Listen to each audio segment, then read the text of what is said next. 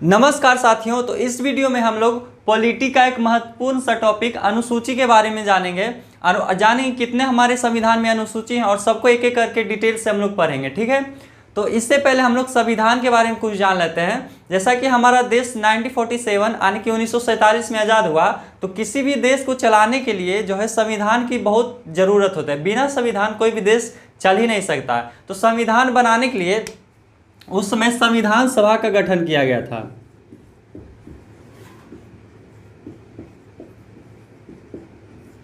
ये संविधान सभा को इसका जिम्मेवारी था कि भारत के संविधान को तैयार करना, ठीक है। और इसमें जो है टोटल 389 यानी कि 389 मेंबर को मनोनीत किया गया और इसी को काम दिया संविधान सभा को कि आपको संविधान को बनाना है, ठीक है। तो ये जो है संविधान बनाने में 2 साल 11 महीना और 18 दिन लगा दिए हैं, ठीक है। संविधान जो है बनाने में इतना टाइम लगा। किसी किसी एग्जाम में ये क्वेश्चन भी पूछ लिया जाता है कि संविधान बनने में कितना टाइम लगा, तो 2 साल 11 महीना 18 दिन लगा, ठीक है।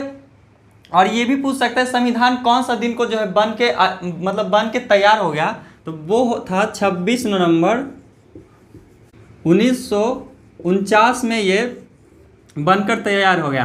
यानी कि संविधान इसी दिन को जो है 26 नवंबर को हम लोग संविधान दिवस भी मनाया जाता है। ये भी एग्जाम में क्वेश्चन पूछ लिया जाता है कि संविधान दिवस कब मनाया जाता है, तो 26 नवंबर को ही संविधान दिवस भी मनाया जाता है। और इसी दिन जो है हमारा संविधान बनकर तैयार हो गया था, ठीक है। तो अब हम संविधान के आगे देखते हैं, ठीक है। तो देखिए, संविधान एक सिंपल सा एक बुक है, ठीक है, जिससे हमारा देश चलता है। मतलब एक किताब है जिससे हमारा देश चलता है, उसी को संविधान कहते हैं। संविधान, इस शब्द को पढ़िएगा तो इसमें विधान आता है और स आता है। स का मतलब समान यानी बराबर, और विधान का मतलब विधि मतलब कानून, यानी सबके लिए जो बराबर बात करता है, जो जिसके लिए मतलब बराबर सबके लिए कानून है, उसी को मतलब संविधान कहते हैं। तो संविधान ये इस तरह का बुक है। और इसी में मतलब जैसे कि मान लीजिए आप कोई भी बुक पढ़ते हैं तो उसमें पहले क्या रहता है, कहीं देखिएगा उसमें यूनिट रहता है और फिर उसमें चैप्टर रहता है। तो उसी तरह संविधान में 22 भाग हैं और 22 भाग में जो एक भाग है उसमें बहुत सारे आर्टिकल हैं, 2 भाग हैं उसमें आर्टिकल हैं। तो इसी तरह से आर्टिकल को आप चैप्टर समझ सकते हैं। तो संविधान में टोटल 22 भाग हैं और 22 भाग में 395 अनुच्छेद आ जाता है, ठीक है। और इसमें 12 अनुसूची है,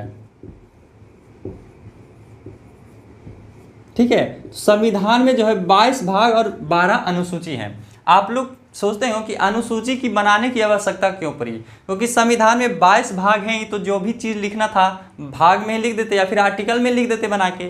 तो अनुसूची बनाने की आवश्यकता क्यों पड़ी, तो अनुसूची बनाने की आवश्यकता इसलिए पड़ी क्योंकि अगर संविधान में हम लोग को चेंज करना होगा तो डायरेक्ट इसमें संविधान के अंदर जाके भाग या आर्टिकल में चेंज ना करके सीधा हम अनुसूची में कोई भी चेंजेशन कर देंगे, या फिर मतलब कि जो भी चीज़ नया एड ऑन करना होगा तो अनुसूची में जाके जोड़ देंगे, ना कि संविधान में जोड़ना पड़ेगा। इससे संविधान में जोड़ने से बचने के लिए अनुसूची का निर्माण किया गया। और अनुसूची में जोड़ना थोड़ा आसान होता है, क्योंकि इसमें चेंज करना थोड़ा सा मुश्किल होता है, इसलिए अनुसूची को बनाया गया। और इसमें जो है नए चीज़ों को जोड़ना थोड़ा सा आसान है, ठीक है।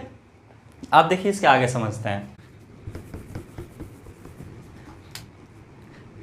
देखिए, शुरुआत में जब संविधान बना था तो उस समय टोटल 8 अनुसूची था, ठीक है। और बाद में फिर 4 अनुसूची जो है संशोधन करके जोड़ दिया गया और टोटल अभी 12 अनुसूची है। तो संविधान के शुरुआत में जो 8 अनुसूची था, उसके बाद 4 अनुसूची को जोड़ दिया गया और अभी फिलहाल कितना है, 12 अनुसूची हो गया, ठीक है। तो अब हम इसको एक एक करके पढ़ते हैं, ठीक है। तो देखिए, अनुसूची फर्स्ट में क्या आ जाता है। अनुसूची फर्स्ट में आ जाता है कि भारत एक राज्यों का संघ है जिसमें 28 राज्य और 8 यूनियन टेरिटोरीज है।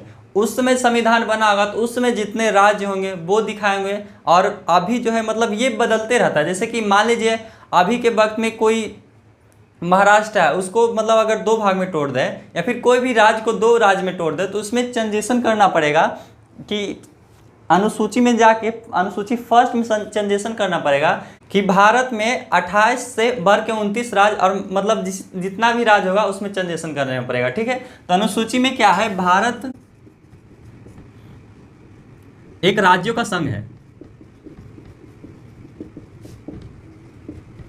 ठीक है, जिसमें अभी फिलहाल जो है 28 राज्य आते हैं और 8 केंद्र शासित प्रदेश यानी कि यूनियन टेरिटरीज। ठीक है, तो अनुच्छेद 1 क्लियर हो गया। आप देखिए अनुच्छेद 2 में क्या है। अनुच्छेद 2 में आता है वेतन और भत्ता। जितने भी हमारे जो है नेताओं का वेतन भत्ता की बात अनुसूची 2 में किया गया है, यानी कि जितने भी जैसे चीफ जस्टिस ऑफ इंडिया हो गया, हमारे जो कैबिनेट मिनिस्टर हो गया, इस सब का कितना वेतन मिलेगा, राष्ट्रपति का कितना वेतन मिलेगा, प्राइम मिनिस्टर का कितना वेतन मिलेगा, ये सब का बात जो अनुसूची 2 में लिखा गया है। ठीक है, जैसे कि इंडिया में सबसे ज़्यादा जो है सरकारी पद पर किसी का वेतन होगा तो वो राष्ट्रपति का होता है और वो अभी 5 लाख है। तो उसी तरह से ये सारा बात जो है अनुसूची 2 में लिखा गया। और नेताओं को जो है जैसे कि आप लोग जानते हो कि एक बार कोई भी नेता अगर जीत के लोकसभा या फिर राज्यसभा में चला जाता है फिर उसको ज़िंदगी भर पेंशन मिलता है, तो भत्ता को ही पेंशन बोला जाता है यहाँ पे, भत्ता यानी पेंशन। तो ये सब ज़्यादा कितना मिलेगा, तो ये सब बात जो है अनुसूची 2 ही में लिखा गया। ठीक है, तो देखिए टाइम टू टाइम तो भत्ता या वेतन बदलते रहता है, तो अगर इसे हम लोग संविधान में लिखते तो बार बार संविधान को चेंज करना पड़ता और उसमें इतना वेतन मिलता है, फिर अगर बदल जाता तो उसको बार बार चेंज करना पड़ता होगा। इसीलिए अनुसूची का निर्माण किया गया था ताकि ये जो चेंज होते रहते हैं उसको इसमें रखा जाए और इसी में चेंज कर दिया जाए। ठीक है, आप देखिए अनुसूची 3 में क्या है।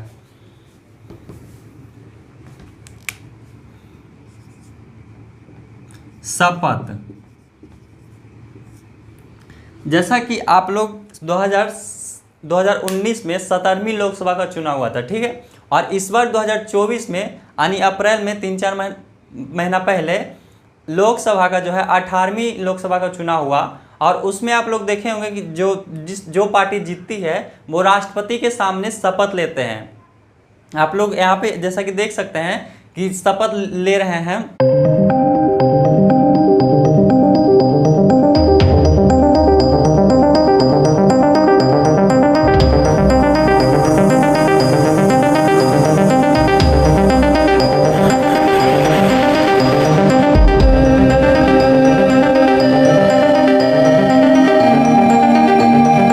से जो भी उसमें जो पढ़ा जाता है, क्या क्या उसमें पढ़ना है, क्या बोलना है, शपथ कैसे होगा, उसका समारोह के बारे में पूरा जो है डिटेल्स अनुसूची 3 में ही रहता है। मतलब कि जितने भी कैबिनेट है, मंत्री नेता किस तरह के शपथ लेंगे, उसमें क्या बोलेंगे, ये सभी बात अनुसूची जो है 3 में लिखा होता है। ठीक है, तो आप देखिए अनुसूची 4 में क्या है। राज्यसभा में सीटों का प्रावधान, यानी कौन सा राज्यसभा में कितने अपने मेंबर भेजेंगे, इसका बात जो है अनुसूची 4 में लिखा गया। ठीक है, जैसे कि यूपी से कितने राज्यसभा के मेंबर आएंगे, बिहार से कितने राज्यसभा के मेंबर जाएंगे, एमपी से कितने राज्यसभा के मेंबर जाएंगे, राज्य से कितने राज्यसभा मेंबर आएंगे, ये सभी के सभी बात अनुसूची 4 में लिखा गया है। ठीक है, तो यानी कि राज्यसभा में सीटों का प्रावधान क्या है, अनुसूची 4 में है। अब देखिए अनुसूची 5। अनुसूची 5 में ST के लिए विशेष प्रावधान। ठीक है, जैसे कि अनुसूची 5 में SC के लिए विशेष प्रावधान किया गया है। SC मतलब क्या हो गया, आप लोग देखिए SC मतलब शेड्यूल कास्ट और ST मतलब शेड्यूल ट्राइब्स। SC मतलब कि शेड्यूल कास्ट यानी कि हमारे समाज में जो लोग नीचे हैं, मतलब दब गए हैं या फिर उनको बड़े जातियों से जिसको हमेशा दबाव महसूस किया गया, उसको छुआछूत भेदभाव हमेशा किया गया, तो उस जाति को समाज में एक बराबर मतलब करने के लिए उसको अलग से रिजर्वेशन दिया जाता है और इसी को मतलब शेड्यूल कास्ट बोलता है। ठीक है, और शेड्यूल ट्राइब्स क्या होता है, जैसे कि जो लोग हमारे जो है सोसाइटी से जुड़े ही नहीं है, वो किसी जंगल में अपने ही मतलब जंगल में जितने भी संसाधन हुए उसी से अपना पूर्ति करके वो गुजारा कर रहे हैं, तो वो जब हमारी सोसाइटी से जुड़ेंगे तो वो तो थोड़ा पीछे रहेंगे क्योंकि कम जाने उसके बारे में, तो उसको मतलब ऊपर लाने के लिए जो है इसको रिजर्वेशन देके इसको ऊपर लाने की कोशिश किया गया। तो अनुसूची 5 में क्या है, एसटी और एससी के लिए विशेष प्रावधान है। ठीक है, अब देखिए अनुसूची 6। अनुसूची 6 में जो है कुछ राज्यों को है अलग से दर्जा दिया गया है, जिसमें आता है असम, मेघालय, त्रिपुरा और मिजोरम। ये देखिए ये सभी के सभी राज्य जो है पूर्वोत्तर राज्यों में आते हैं और इसको अनुसूची 6 में अलग से प्रावधान दिया है। ये ऐसा इसलिए किया गया है क्योंकि इन सभी राज्यों में जो है एसटी यानी कि शेड्यूल्ड ट्राइब्स का ज़्यादा पॉपुलेशन है। तो इसको जो है बढ़ावा देने के लिए इसको अलग से आरक्षण की व्यवस्था किया गया है अनुसूची 6 में। देखिए कई लोग बोलते हैं कि इधर चाइना इसके नज़दीक है, जैसे कि आप लोग इसका मैप देखिएगा,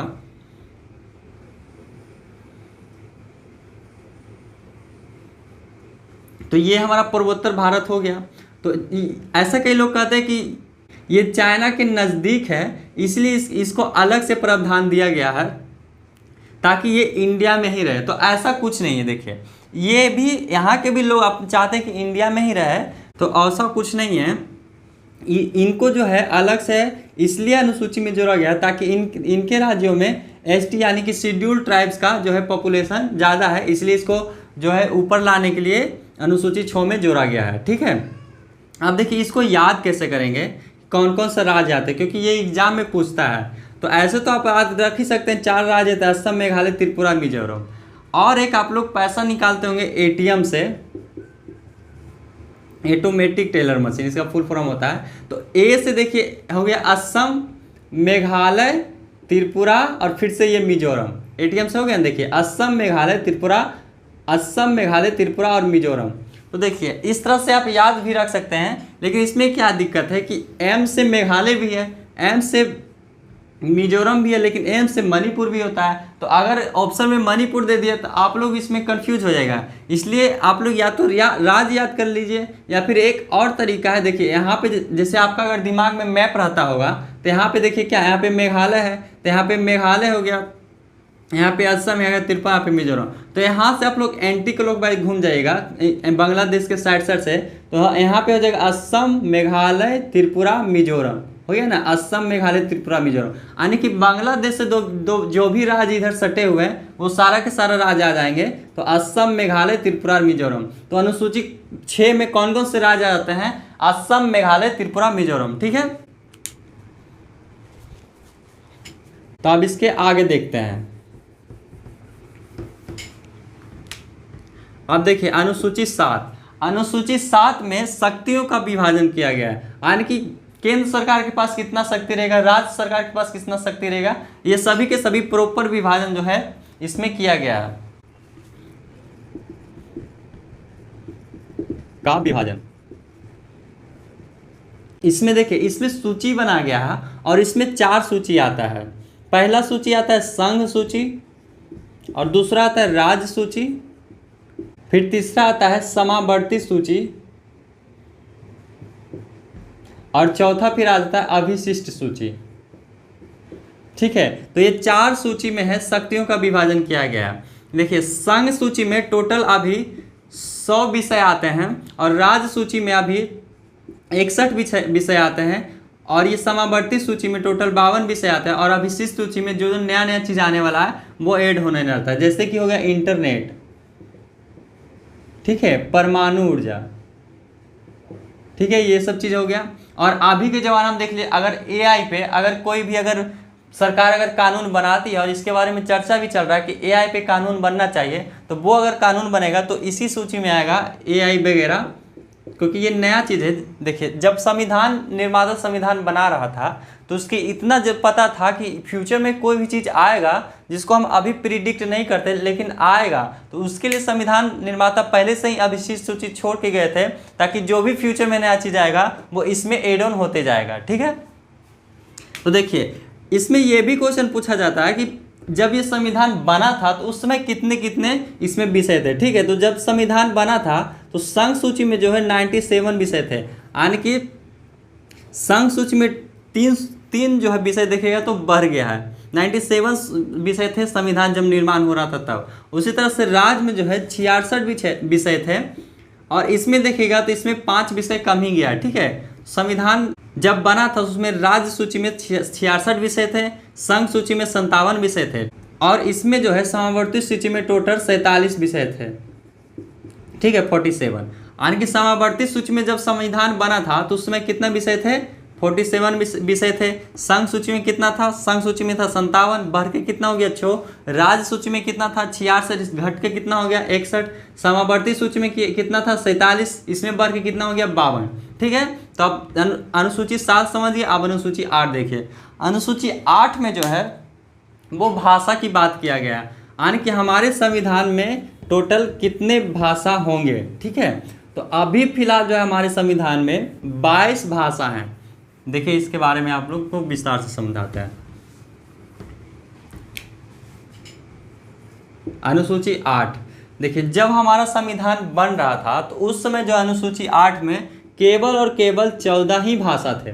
उसके बाद फिर बहुत सारा बोला गया कि हमारे भाषा को जोड़िए, मतलब अलग अलग एरिया से आवाज़ आने, साउथ से जो है आवाज़ आने लगा कि हमारे भाषा को जोड़िए। उसी तरह से गुजराती, सिंधी, ये सब मतलब अलग अलग एरिया से आवाज़ आया कि हमारे भाषा को भी संविधान में जोड़ा जाए। तो इसलिए संविधान जब बना था तो उसमें 14 ही भाषा था, लेकिन अब जो है बढ़ के 22 भाषा हो गया। तो किस तरह से बढ़ा है उसको हम लोग समझते हैं। तो 14 भाषा था पहले, फिर एक भाषा बढ़ा, फिर संशोधन करके 3 भाषा को एक साथ इसमें जोड़ा गया, फिर से संविधान में संशोधन करके 4 भाषा को जो है एक साथ जोड़ा गया, और टोटल मिला के अभी 22 भाषा हो गए, ठीक है। तो शुरुआत में संविधान में कितने भाषा थे टोटल, अनुसूची 8 में 14 भाषा थे, फिर एक भाषा को जोड़ा गया, वो भाषा था सिंधी, ठीक है। ये एग्जाम में पूछता भी है तो आप लोग ध्यान रखिएगा। और दूसरा भाषा हो गया, और देखिए 3 भाषा को एक साथ जोड़ा गया, और वो था नेपाली, मणिपुरी और कोंकणी, ठीक है। नेपाली, मणिपुरी और कोंकणी, ये तीनों भाषा को एक साथ जोड़ा गया। और फिर इसमें कौन कौन से भाषा चलाते हैं, बोडो, डोगरी, मैथिली बिहार का, और संथाली, ठीक है। बोडो, डोगरी, मैथिली, संथाली, ये 4 भाषा जो है। अब देखिए इसमें संविधान संशोधन करके ये सब जोड़ा गया, तो इसमें क्वेश्चन ये भी पूछता है कि कौन कौन सा संविधान संशोधन में ये सारा भाषा जो है जोड़ा गया, ठीक है। तो देखिए सिंधी भाषा को जो है संविधान का 21वां संशोधन करके सिंधी भाषा को जोड़ा गया। उसी तरह से नेपाली, मणिपुरी, कोंकणी को जो है संविधान का 71वां संशोधन करके ये भाषा को जोड़ा गया। और बोडो, डोगरी, मैथिली, संथाली को जो है संविधान का 52वां संशोधन करके ये भाषा को जोड़ा गया, ठीक है। एसएससी सीजीएल में एक बार क्वेश्चन आया था कि अनुसूची 8 में संविधान का जो 52वां संशोधन है, 52 ये वाला क्वेश्चन आया था, संविधान का 71वां संशोधन हुआ था, तो उसमें 3 भाषा को जो है जोड़ा गया था, वो भाषा कौन कौन से है। और उसमें 4 ऑप्शन बना गया था, जिसमें से एक ऑप्शन था नेपाली, मणिपुरी, और यहाँ पे कोई और भाषा दे दिया था। और उसी तरह से 4 ऑप्शन बना दिए, जिसमें एक ऑप्शन में था नेपाली, मणिपुरी, और यहाँ पे कोई और भाषा दे दिया था। उसी तरह से दूसरा ऑप्शन में था, यहाँ पे भाषा बदल दिया था, और ये दोनों सेम रखा था। और फिर एक ऑप्शन में ये तीनों था, और एक ऑप्शन में नन ऑफ दिस था। तो इसको जब तक हम लोग को पूरा याद नहीं रहेगा तो उस क्वेश्चन का तो हम छोड़ के आएंगे, बना सकते नहीं। तो यहाँ से इतना डिटेल पढ़ने का मतलब यही है, मतलब एक भी क्वेश्चन छूटे ना। आप लोग सोच रहे हैं कि इतना डिटेल में क्या पढ़ना जरूरी है, सीधा तो हम लोग याद रख सकते हैं कि अनुसूची 8 में 22 भाषा हैं, या फिर बहुत तो पहले 14 थे। लेकिन एग्जाम में जो आप क्वेश्चन ऊपर से नहीं पूछता है, आप पूरा अंदर से क्वेश्चन पूछता है। तो हम लोग को इतना तक जानना पड़ेगा। इवनली इसमें संशोधन भी पूछता है कि 21वां संशोधन में कौन सा भाषा को जोड़ा गया था, 71वां संशोधन में कौन सा भाषा को जोड़ा गया था, 52वां संशोधन में 52वां संशोधन में कौन सा भाषा को जोड़ा गया। तो ये सबको इतना डिटेल से पढ़ना ही पड़ेगा। तो पहला 21वां संशोधन में एक भाषा को जोड़ा गया था, वो था सिंधी। फिर 71वां संशोधन में 3 भाषा को एक साथ जोड़ा गया था, इसमें था नेपाली, मणिपुरी और कोंकणी, ठीक है। और 92वां संशोधन में जो है 4 भाषा को एक साथ जोड़ा गया था, जिसमें था बोडो, डोगरी, मैथिली, संथाली, ठीक है। तो आप लोग को याद हो गया, पहला क्या था, सिंधी को जोड़ा गया, फिर बाद में नेपाली, कोंकणी और मणिपुरी, फिर 4 भाषा को एक साथ जोड़ा गया था, बोडो, डोगरी, मैथिली, संथाली, ठीक है। अनुसूची 8 के अगर हम 22 भाषा की बात करें तो वो हैं कश्मीरी, सिंधी, पंजाबी, हिंदी, बंगाली, असामी, उड़िया गुजराती, मराठी, कन्नड़, तेलुगु, तमिल, मलयालम, बोडो, डोगरी, मैथिली, संथाली, नेपाली, मणिपुरी, कोंकणी और संस्कृत और उर्दू। तो ये हमारे 22 भाषाएं। ठीक है, अब देखिए, अब यहाँ तो मूल संविधान में जो 8 अनुसूची था वो आप लोग समझ गए। अब 4 अनुसूची जो अलग से ऐड हो गया हुआ है उसको हम लोग समझते हैं। ठीक है,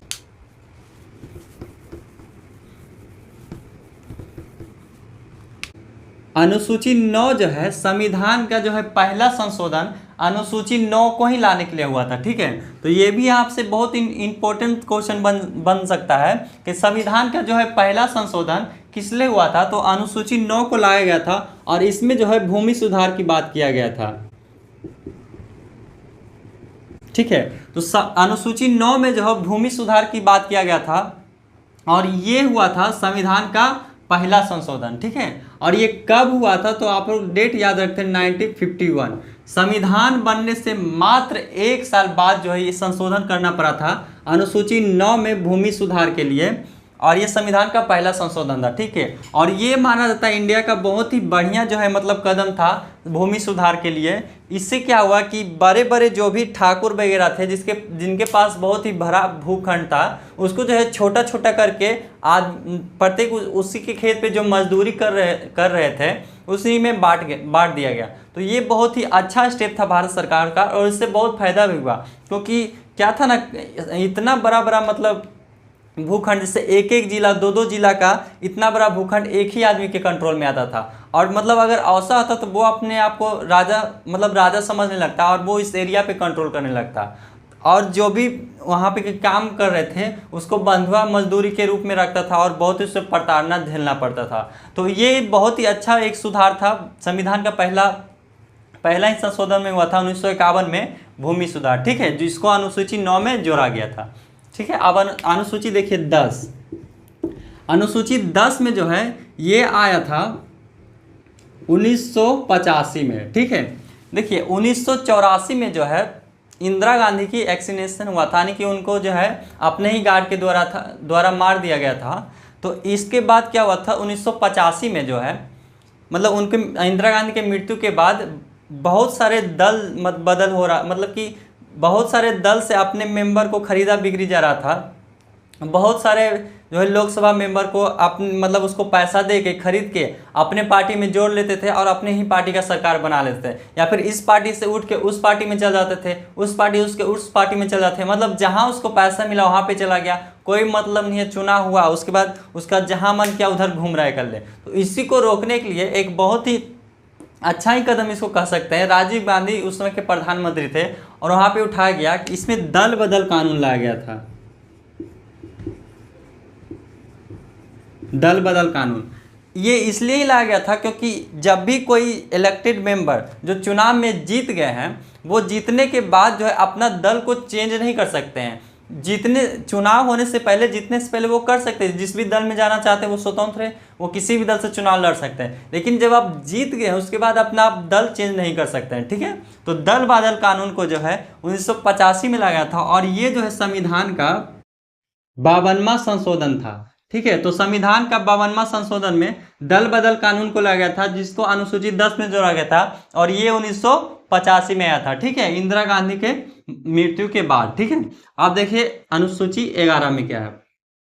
अनुसूची 11 में जो है, जैसा कि आप लोग गांधी जी कहते हैं कि भारत जो है गांव में बसता है, भारत का विकास तभी हो सकता है जब गांव का विकास होगा। इसीलिए कहा जाता है किन्हीं के द्वारा कि स्मार्ट सिटी से ज़्यादा जरूरत है स्मार्ट गांव को बनाना। ठीक है, क्योंकि वो गांधी जी के विचारधारा थे कि गांव को डेवलप जब तक नहीं करेंगे जब तक भारत का डेवलपमेंट हो ही नहीं सकता। तो गांव को डेवलप करने के लिए पंचायती राज का गठन हुआ और उसमें पंचायत को लाने के बाद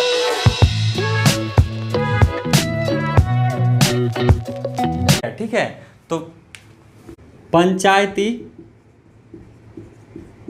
राज आने की इसमें पंचायती राज का बात किया गया है अनुसूची 11 में। ये था संविधान का 73वां संशोधन और ये हुआ था 1992-94 में, 92-93 में। ठीक है, तो अनुसूची 11 में पंचायती राज को लाया गया और ये संविधान का 73वां संशोधन था और ये जो है कब लाया गया था, तो 1992-93। आप लोग सोच रहे हो कि यहाँ पे 2 साल का डेट क्यों लिखा हुआ, या तो 1992 लिख दो या फिर 1993 लिख दो, ये बीच का क्या है, तो बीच का इसलिए है क्योंकि इस पे जो है काम होना दिसंबर 1992 से ही स्टार्ट हो गया था, लेकिन ये पूर्ण रूप से बनकर तैयार और लागू हुआ अप्रैल 1993 में। ठीक है, इसीलिए हम लोग जो है 24 अप्रैल को पंचायती राज दिवस मनाते हैं। ठीक है, तो राष्ट्रीय पंचायती राज दिवस कब मनाया जाता है, दिवस कब मनाया जाता है, 24 अप्रैल को। ठीक है, क्योंकि ये अप्रैल में ही पूरी तरीके से लागू हुआ था, इसलिए 24 अप्रैल को हम लोग राष्ट्रीय पंचायती राज दिवस मनाया था। ये एग्जाम में एक बार क्वेश्चन भी आया था कि राष्ट्रीय पंचायती राज दिवस कब मनाया जाता है, तो 24 अप्रैल को। ठीक है, अगर ये पूछेगा कि पंचायती राज का व्यवस्था सबसे पहले कहाँ लागू हुआ था, तो ये जो है राजस्थान के नागौर जिले में हुआ था। ठीक है, ये भी आप याद रख सकते हैं एडिशन में, राजस्थान के नागौर जिले में जो है सबसे पहले पंचायती राज को है जो है मतलब इम्पोज किया गया था, यानी वहीं पे सबसे पहले लागू किया था। उसके बाद जो है पूरा देश में लागू हुआ धीरे धीरे करके। उसके बाद देखिए अनुसूची 12, अनुसूची 12 में है नगर पालिका।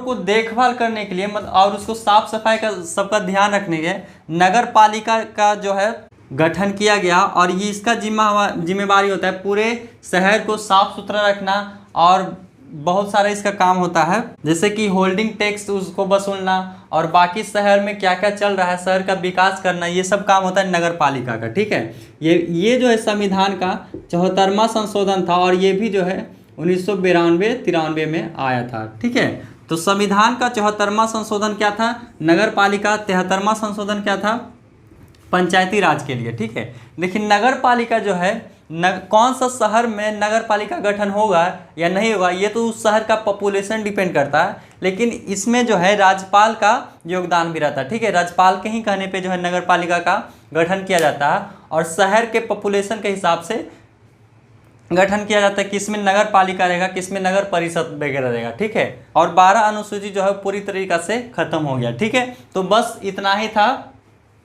अब देखिए एक बार हम लोग जल्दी से रिकैप कर लेते हैं। ठीक है, तो अनुसूची 1 में क्या था, ये भारत राज्यों का संघ है जिसमें 28 राज्य और 8 यूनियन टेरिटोरीज है, यानी कि केंद्र शासित प्रदेश है। और अनुसूची 2 में क्या था, वेतन और भत्ता, मतलब नेताओं को वेतन और भत्ता का बात किया गया था। इसको आप ऐसे भी याद रख सकते हैं कि नेता लोग क्या होता है, वो 2 नंबर से पैसा कमाता है, तो 2 नंबर से पैसा कमाता है मतलब वो किस में आएगा, अनुसूची 2 में आएगा। ठीक है, और उसके बाद अनुसूची 3 में है शपथ। आप देख सकते हैं इसमें कितना पद है, 1 2 3, यानी इसमें 3 गो वर्ड है, यानी 3 शब्द है, तो अनुसूची 3 में आता है। इस तरह से आप याद रख सकते हैं। तो अनुसूची 1 में भारत राज्यों का संघ है, अनुसूची 2 में क्या आता है, वेतन और भत्ता, अनुसूची 3 में क्या आता है, शपथ, अनुसूची 4 में क्या आता है, राज्यसभा में के सीटों का प्रावधान, अनुसूची 5 में क्या आता है, ST/ST के लिए विशेष प्रावधान। आप देख सकते हैं एस किस तरह का लगता है, 5 की तरह ही लगता है, यानी कि 5 और एस एक तरह से हल्का हल्का देखिए तो मिलता है एस और 5, तो आप इससे भी याद रखते हैं एस से ST और एस से ही क्या होता है, SC होता है। तो अनुसूची 5 में क्या आ जाएगा, SC और ST। उसी तरह से जो है ST के लिए, ST राज्यों के लिए अनुसूची 6 में, जिसमें असम, मेघालय, त्रिपुरा, मिजोरम आता है। ठीक है, अनुसूची 7 में जो है शक्तियों का विभाजन हुआ है। उसी तरह से अनुसूची 8 में क्या है, भाषा है। अनुसूची 9 में क्या है, भूमि सुधार आया है। अनुसूची 10 में क्या है, दल बदल। अनुसूची 11 में क्या है, पंचायती राज। और अनुसूची 12 में क्या है, नगर परिषद। ठीक है, तो यही 12 अनुसूची था, और जो कि पूरी तरह से खत्म हो गया। ठीक है, और लास्ट में आप लोग को एक क्वेश्चन देते हैं, आप लोग बताइएगा कमेंट बॉक्स में कि अनुसूची 7 में जो है संघ सूची में टोटल 100 विषय आते हैं, उसी विषय में एक जनगणना भी आता है। तो जनगणना जो है संघ सूची में आता है, यानी वो केंद्र सरकार का विषय है। तो बिहार में जो है जनगणना मतलब जातिगत जनगणना बिहार में राज्य सरकार अपने दम पर कैसे करा ली। ठीक है, तो इस क्वेश्चन का जवाब आप लोग कमेंट बॉक्स में दीजिएगा, और इसका जवाब आप लोग को जब पॉलिटी का अगला वीडियो आएगा उसमें आप लोग को बताएंगे कि जातिगत जनगणना बिहार अपने दम पर कैसे करा लिया, मतलब वो तो केंद्र सरकार का टॉपिक है, लेकिन बिहार जो है वो अपने से जनगणना कैसे करा लिया। ठीक है, तो तब तक के लिए गुड बाय, मिलते हैं नेक्स्ट वीडियो में। ठीक है।